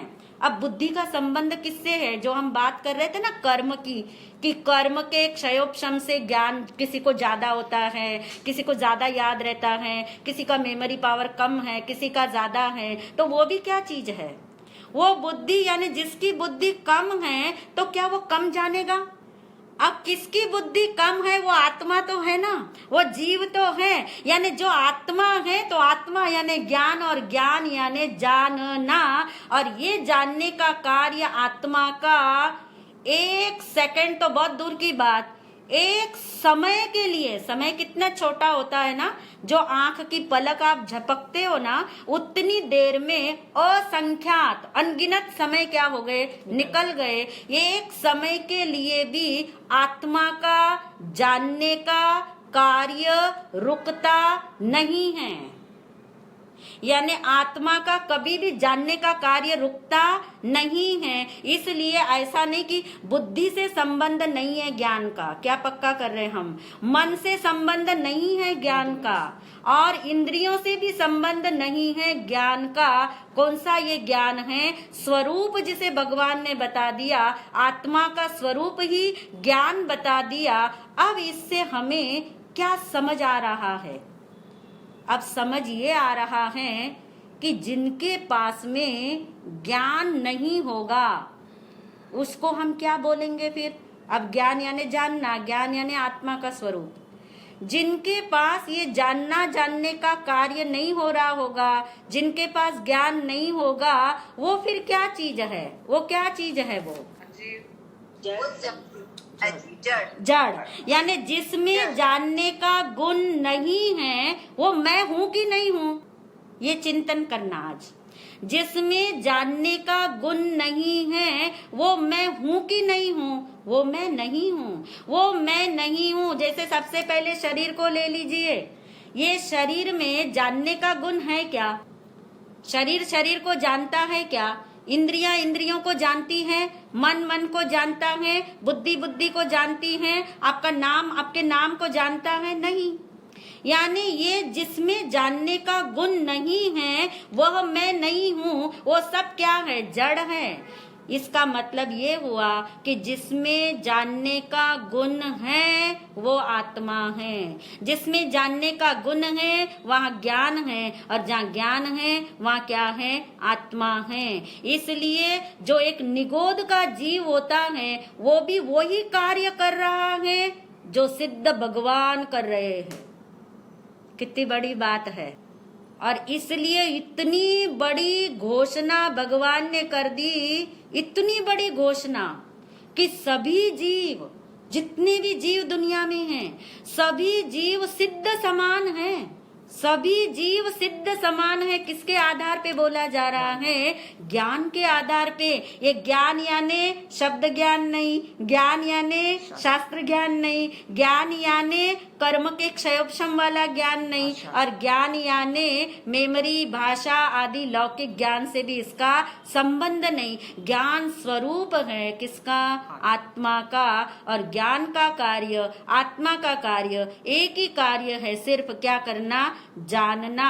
अब आप देखिए, चिंतन करना आज कि जिसके अंदर जानने का गुण नहीं है वो कौन है? वो मैं नहीं हूं, क्योंकि मेरे अंदर कौन सा गुण है? जानने का गुण है। तो फिर मेरा और उसका, जैसे शरीर ही ले लीजिए। अब हमने कहा कि शरीर शरीर को नहीं जानता, और शरीर और मैं यानी आत्मा दोनों अभी क्या है? संयोग में है ना, दोनों एक साथ है। तो शरीर शरीर को नहीं जानता, इसका मतलब क्या हुआ? मैं जानने वाला हूँ। शरीर शरीर को नहीं जानता, परंतु ये शरीर है ऐसा किसने जाना? मैंने जाना। यानी ये जो जानने वाला है वो मैं हूँ, ये शरीर मैं नहीं हूँ। यानी अभी इस सेशन के अंदर सिर्फ हम इतना ही पक्का कर रहे हैं कि आत्म चिंतन मुझे करना है, स्वरूप चिंतन मुझे करना है। आत्मा दिखती है नहीं, उसको कैसे मैं जानूं, कैसे मैं अनुभव करूं? और भगवान ने सुंदर चीज बता दी कि आत्मा यानी ज्ञान। तो उस ज्ञान का स्वरूप समझ आएगा तो आत्मा का स्वरूप समझ आ जाएगा। यानी ज्ञान को जान लोगे तो आत्मा जानने में आ जाएगी। ज्ञान को जानने के लिए ही हमने ज्ञान का कार्य देखना शुरू किया कि ज्ञान का कार्य क्या है? जानना है। ऐसे एक एक चीज का उदाहरण लेके प्रयोग करते जाना है। अब आपको प्रयोग करा दे एक दो। मान लीजिए कि अभी आपको या सामने वाले को गुस्सा आया, अपने को ही ले लीजिए कि आपको गुस्सा आया, उस समय ये याद आना चाहिए। अब कैसे याद आए कि क्या गुस्सा गुस्से को जान रहा है? पॉज लगाना वहां पे, ताकि जो हम आते ही एकदम से कर लेते हैं ना, बीच में पॉज लगाने के लिए अच्छी विधि है, अच्छा प्रयोग है। जैसे गुस्सा आया, और देखिए जब गुस्सा आता है सबसे पहले किसको जानने में आता है? किसको पता लगता है? दूसरे को तो तब पता लगता है जब आप उसके ऊपर उतारोगे, गुस्सा करोगे।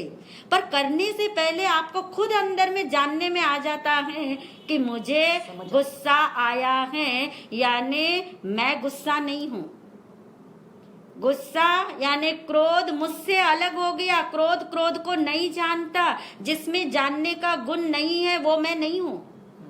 जिसमें जानने का गुण नहीं है वो मैं नहीं हूँ। शरीर में जानने का गुण नहीं है इसलिए मैं शरीर नहीं हूँ। गुस्से में जानने का गुण नहीं है इसलिए मैं गुस्सा नहीं हूँ। और इंद्रियां, मन, बुद्धि, राग, द्वेष, कर्म फल जितना मर्जी ले लीजिए आप, और सबसे अलग अलग अलग अलग होते जाइए, और तब आपको पता लगेगा यदि जानना मेरा कार्य है, ज्ञान मेरा गुण है, मैं आत्मा हूँ, तो अब आपको आंख बंद करके आत्मा का चिंतन करना आएगा।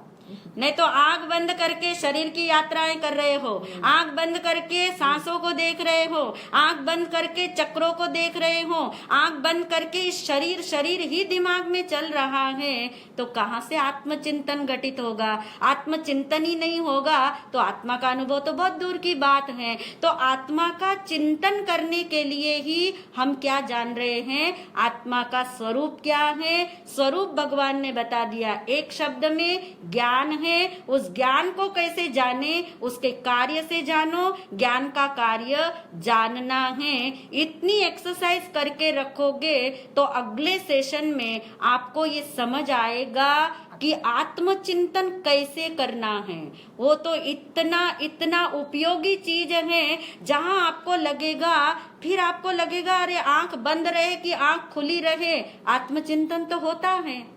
नहीं तो कई लोग सोचते महाराज जी आंख बंद करके कितनी देर बैठे, घबराहट होती है। आंख बंद करके तो अंधेरा ही दिखता है, आंख बंद करके तो विचार ही आते हैं, आंख बंद करके तो आत्मा दिखती नहीं है। और तब हमें पता लगेगा कि आंख बंद रहे या खुली रहे, परंतु जो जानने वाला है वो सदा कैसे मौजूद है। जाननहार कौन होता है, जानने वाला तत्व क्या चीज होती है, वो हम अगले सेशन में इसे पक्का करेंगे। अभी एक 5 मिनट का हम पॉज लगाते हैं और थोड़ा आप भी चिंतन कर लीजिए कि जो शब्द हमने बोला हो आपको ना समझ आया हो या कोई बात ही ना समझ आई हो, और ये जानना कैसे पकड़ने का मतलब उसको कैसे समझना, क्यों आपके बिना नहीं जाना जाता या जाना जाता, इन सब चीजों के अंदर जो सुना है ना इस समय, उसमें से कोई आपको सवाल हो तो अभी हम पॉज लगाते हैं। जो पूछना चाहे तो पूछ सकते हैं। महाराज साहब प्रणाम, रेणुका बोल रही हूँ। हाँ जी। ये जो आपने गुस्से वाला बताया ना, हाँ जी। गुस्से में इसका कैसे प्रयोग करें, पहले हाँ। उसको फिर से स्पष्ट करें। हाँ जी। क्योंकि सबका फोकस अभी गुस्से पर ही है, इसी पे ज्यादा हम कार्य कर सकते हैं। कि अब आप देखिए, आपको एक नई चीज, नया थर्मामीटर मिला। नया थर्मामीटर ये मिला कि जो जानता नहीं है वो मैं नहीं हूँ, और जो जानता है वो मैं हूँ। जिसके अंदर जानने का गुण नहीं है वो जड़ होता है। जड़ का मतलब जिसमें ज्ञान नहीं, उसको हम जड़ बोलते हैं। और जिसमें जानने का गुण है वो चेतन है, वो आत्मा है। ठीक है। हमने कहा कि जैसे गुस्सा आया तो कैसे प्रयोग करना। अब जैसे गुस्सा आया, सबसे पहली बात हम शब्द ही बोल रहे, गुस्सा आया यानी गुस्से को मैंने जाना, है ना। गुस्से को मैंने जाना। गुस्सा गुस्से को नहीं जानता है। गुस्सा गुस्से को क्यों नहीं जानता है? यदि गुस्सा ही गुस्से को जानता होता फिर तो ये क्रियाएं बेहतरीन अलग ही हो जाती थी। परंतु गुस्सा जड़ है, गुस्सा कर्म का उदय है, ये भी हम जान ले। गुस्सा क्या है? कर्म का उदय है। पर हम निमित्त को पकड़ लेते ना, तो हम समझते उसकी वजह से आया, उसकी वजह से आया, पर कर्म के उदय से आया है। तो जैसे ही गुस्सा आए आपने प्रश्न पूछना है। आज जब तक अपना अगला सेशन स्टार्ट ना हो, आपने हर टाइम एक प्रश्न पूछना अपने आप से, सिर्फ गुस्से में ही नहीं, हर चीज में। और वो प्रश्न है, कौन जान रहा है? जानने वाला कौन है? जैसे गुस्सा आया, आप अंदर में एक सवाल खड़ा कर दो, जानने वाला कौन है?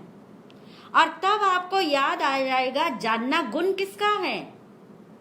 आत्मा का है। जानना आत्मा का यानी मेरा है। तो मैंने जाना कि ये क्या आया है? गुस्सा आया है। और जो चीज आई है वो चीज जाने के लिए आई है।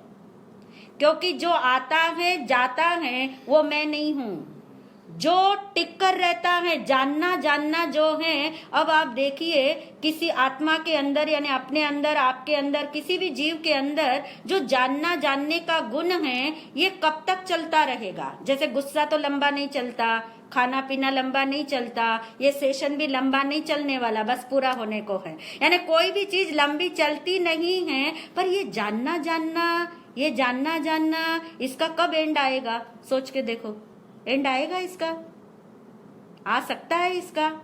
नहीं। यानी ये जानना जिसे भगवान ने शब्द दिया अनादि अनंत, तो अनंत काल तक मैं जानने वाला ही रहने वाला हूँ। तो जैसे गुस्सा आया, आपने पॉज लगा के प्रश्न पूछा कि ये जो गुस्सा आया है इसको जाना किसने?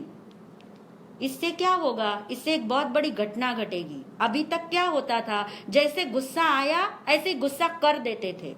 जैसे गुस्सा आया, मान लो नहीं भी किया तो अंदर अंदर स्टोर करते थे। और गुस्सा आया और अभी कोई ऐसी नहीं है आपको सुविधा गुस्सा निकालने की, तो आप किसी न किसी वे में उसको निकाल के रखते थे या उसके रिएक्शंस करते थे, जो भी करते थे। परंतु अब क्या हुआ, अब आपने प्रश्न पूछा कि ये गुस्से को जाना किसने, तो ये आपको पक्का है कि जानने का गुण सिर्फ किसमें है, आत्मा में है।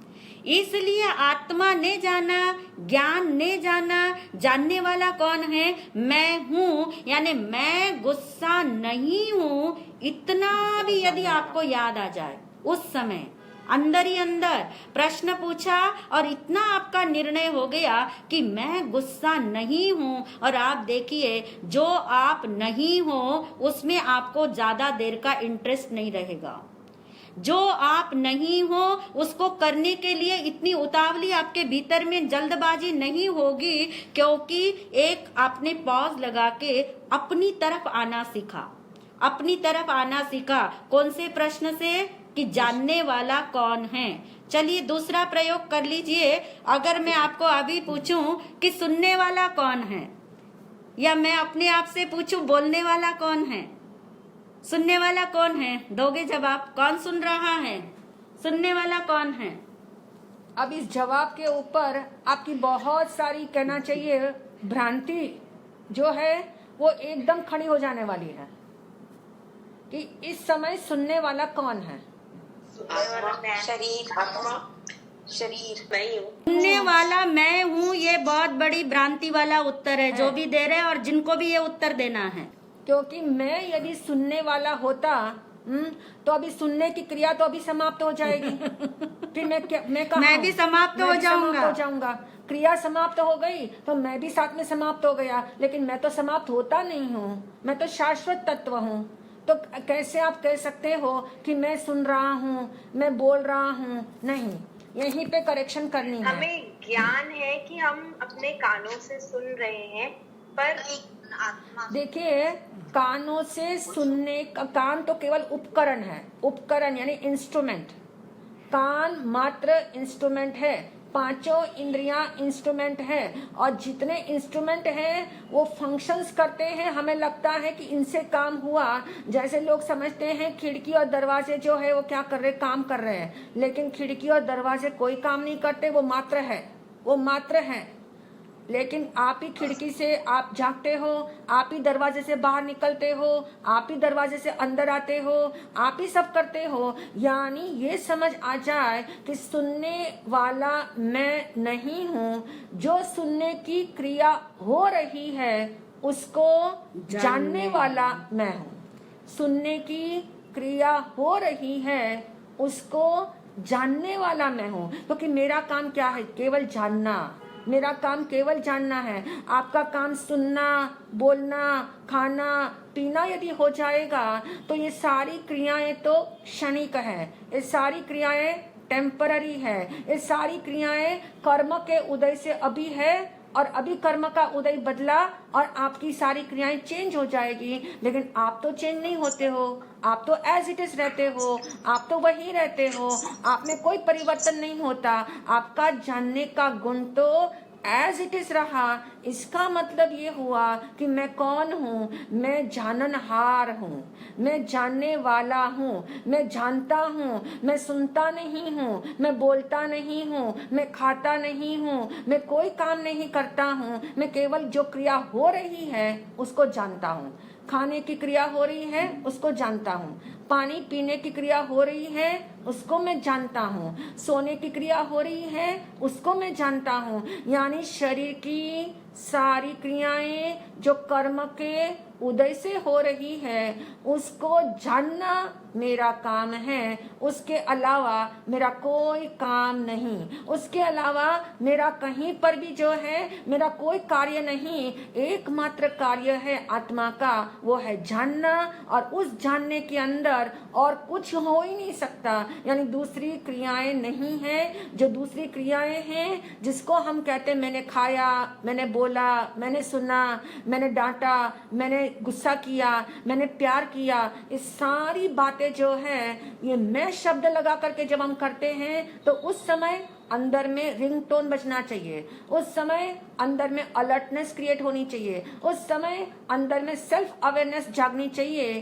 कि मैं यदि कहता हूं कि मैंने डांटा तो मैं कौन, मैं कौन, मैं तो शुद्धात्मा, मैं तो आत्मा हूँ जिसमें ज्ञान है, मैं आत्मा हूँ जो केवल जानता हूँ, यानी डांटने की क्रिया हुई उसको जानने वाला मैं हूँ, प्यार करने की क्रिया हुई उसको जानने वाला मैं हूँ, भूख लगी उस भूख लगने की जो संवेदना है उसको जानने वाला मैं हूँ। और इसलिए आप कहते हो मुझे भूख लगी है, मुझे भूख लगी है, यानी इसका तात्पर्य क्या है कि भूख की जो संवेदना है उसको जान रहा हूँ। भूख किसको लगी, आप आगे प्रश्न पूछिए, अपने से सवाल करिए कि भूख किसको लगी है, जान कौन रहा है कि भूख लगी है।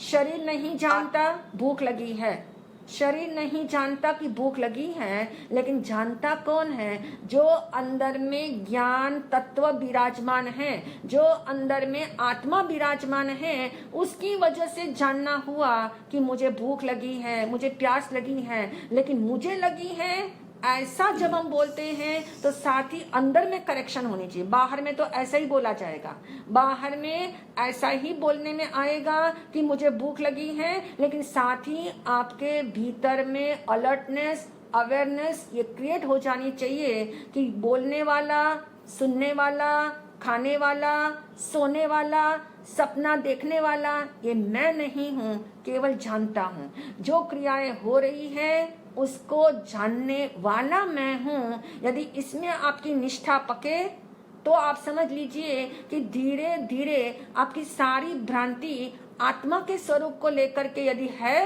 तो वो निकल सकती हैं, वो गल सकती हैं। और शुद्ध आत्मा क्या होता है, उसका स्वरूप क्या होता है, उसके स्वरूप का कैसे चिंतन नारकी जीव करता है, उसके बारे में हमें जो है 360 डिग्री लेवल से सब समझना है और समझेंगे भी, क्योंकि आत्मा समझ का घन पिंड है, आत्मा स्वयं ज्ञान का घन पिंड है। तो समझना मुश्किल कुछ भी नहीं है, केवल मात्र रुचि आप रखें, रुचि के साथ आप अपनी अंदर में प्रयोग भी करें। रुचि तो है ही, लेकिन प्रयोग भी करते रहेंगे तो रुचि और प्रयोग दोनों मिलकर के आपकी क्लैरिटी होती जाएगी। और जितनी क्लैरिटी होती जाएगी उतना कॉन्फिडेंस लेवल बढ़ेगा, उतना आपको आनंद आएगा। वो आनंद बाहर का नहीं, वो आनंद आपका अपना आनंद है, वो आनंद अपनी आत्मा का आनंद है। क्योंकि जहाँ जहाँ ज्ञान है वहाँ वहाँ आनंद है, जहाँ जहाँ ज्ञान है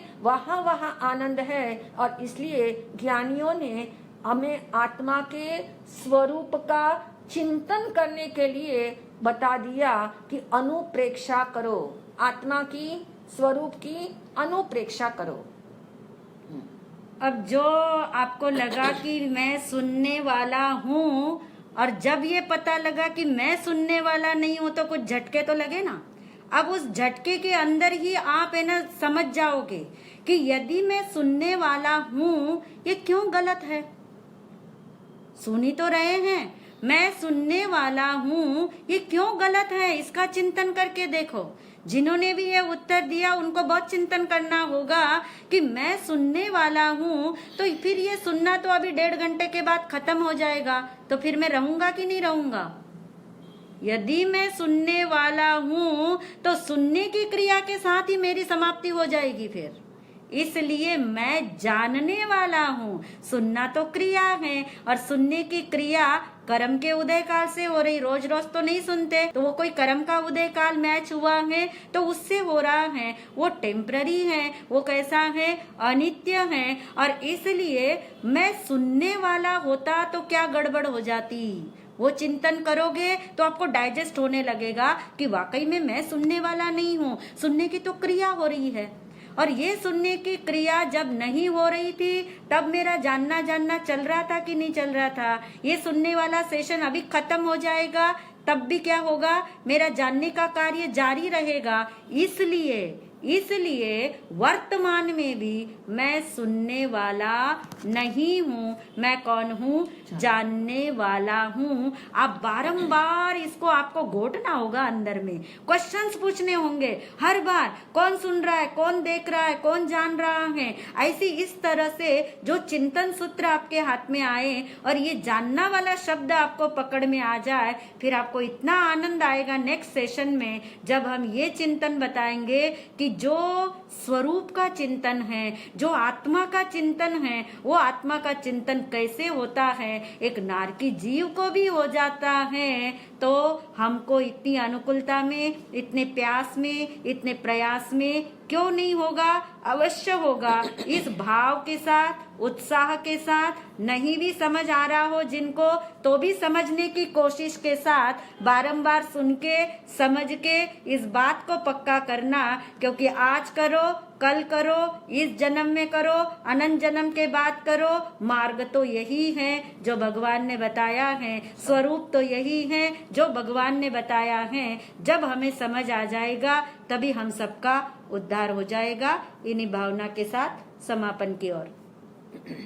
गुरु वंदना, गुरु वंदना, गुरु वंदना बारंबार, गुरु वंदना, गुरु वंदना, गुरु वंदना बारंबार। मैं हूँ आत्मा, शुद्ध आत्मा, शुद्ध आत्मा को नमन। मैं हूँ आत्मा, शुद्ध आत्मा, शुद्ध आत्मा की शरण।